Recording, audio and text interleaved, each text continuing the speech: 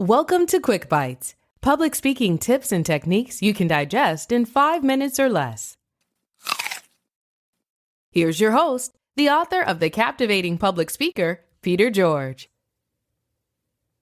Last week I said this would be a two-part series, but I received such a positive response from the first episode that I've expanded it to 3 parts.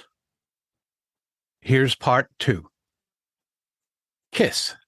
Keep it simple, speaker. Slides exist for one reason: to support your presentation. For this to happen, your audience members must be able to process each slide quickly, digest it, and understand how it relates to the topic at hand. Use these following tips to help you keep it simple, speaker. Readability. Make sure all text is legible. Things you want to consider include selecting an easy-to-read typeface and fonts, high contrast colors, and text sizes that can be read without difficulty from the seats furthest away from the screen. Where to look. Have you ever seen a slide that uses a spreadsheet to display a lot of data? Did you immediately know where to look, or did it take some effort? When you present a slide, you want your audience to look immediately and directly at the relevant information so they don't get confused or frustrated. To accomplish this, isolate the text in one of several ways, including gray out everything else. Place a bright colored circle around the text you want them to look at. Have an arrow pointing to the text. Make the text a different color, or enlarge the text. How you isolate the text depends on the information and how you display it on the slide. Use these techniques sparingly, and when possible, use only one of these ideas. Logos. Everything on a slide competes for attention. So when you include on each slide the logo of the association that hired you, the logo competes with whatever else is on that slide. There's no justifiable reason that I can think of to allow this to happen. Salespeople often include the prospect's logo on every slide when presenting to those prospects. I see this, and more importantly, the prospect sees this, as pandering.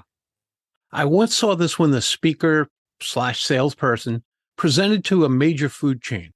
My thought was, Jim, they know who they are. Likewise, speakers often include their logo or other self-serving information on each slide. They do this because there's a common belief that the more you show your logo, the more likely the audience will remember it. However, I suggest you forgo such things so they don't detract from other elements on your slides. Instead, deliver tremendous talks that resonate with your audiences.